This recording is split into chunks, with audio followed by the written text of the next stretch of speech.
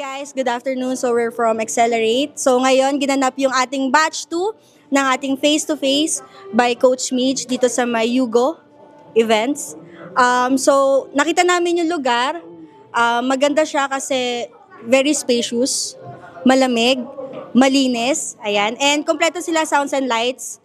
Tsaka yung mga meron sila dito talagang for speaking seminar. So eto siya. Ako na lang yung spokesperson niya kasi 8 hours nag-talk dito sa event na to. Wala na siyang boses. Pero, ano masasabi mo? Ito ba? Solid. So, yan, Coach Midge na, sorry medyo wala lang akong boses, pero na-enjoy namin yung venue. Sobrang luwag niya, pero hindi sabog yung audio.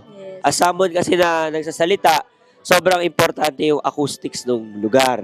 So, sometimes, kailangan ko mag-type, so wala akong microphone, kailangan ko lakasan yung boses ko.